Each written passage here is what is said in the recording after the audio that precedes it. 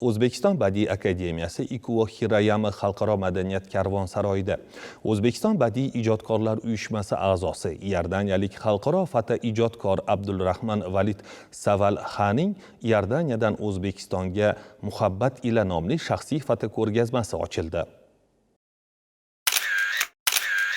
Haqiqiy fotoijodkor shunchaki tugmani bosmaydi. U kerakli lahzani soatlab sabr bilan kutadi. Atrofni tinimsiz kuzatadi va o'z mahoratini ishga solib, takrorlanmas voqelikni kadrga muhrlaydi. Ana shunday asarlar uzoq yillar davomida biz uchun esdalik, xotiraga aylanadi. Ushbu ko'rgazmada ham iordaniyalik fotorassom Abdulrahmon Valid Savalxa tomoshabinni o'z obyektivi orqali ikki mamlakat bo'ylab sayohatga chorlaydi. Ushbu ko'rgazmada 90 dan oshiq foto asarlari namoyish qilindi. Bularning foto ko'rgazmalarini biz tomosha qilish jarayonida nafaqat rasmlardan zavq olasiz, balki xayolan Iordaniya qalalariga, uning Iordaniyaning bir go'zal shahriga, ibodatxonalari, milliy san'ati, tarixini o'rganganday bo'lasiz. Rassomning nafaqat Iordaniya, balki O'zbekiston san'atiga bo'lgan mehr muhabbatini, uning qiziqishini va yuksak hurmatini biz bugungi ijod namunalarida ko'rishimiz mumkin. San'atshunoslarning fikricha, tomoshabin xotirasida qolgan surat fotorassomning eng katta yutug'i. Mazkur ko'rgazmada bir emas, bir nechta asar e'tiborimizni tortdi. Muallifdan esa o'zi uchun qadrli fotosuratlar haqida so'radik.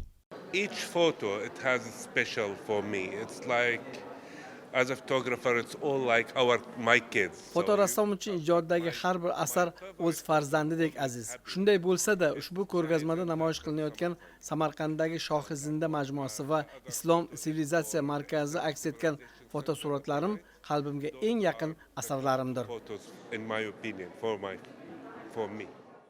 Ko'rgazmada namoyish etilayotgan har bir fotosurat tomoshabinni o'ziga xos xulosalar chiqarishga, fikrlashga undaydi. Har bir suratlarda har xil janrlar olingan. Arxitekturadan tortib portretgacha.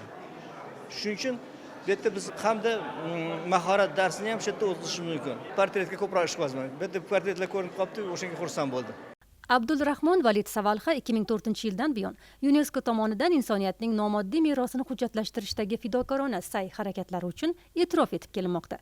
Dunyo bo'ylab 35 dan ortiq xalqaro ko'rgazmalarda o'z asarlari bilan qatnashgan fotorassom uchun O'zbekistonning betakror tabiat manzaralari insonlarning samimiyligi, chinakam ilhom manbaiga aylangan. Tarixiy obidalar va zamonaviy hayot, insonlar chehrasi va tabiat manzaralari, hududlar turlicha, ammo maqsad bitta: go'zallikni kadrda saqlab qolish va tarixga muhrlash.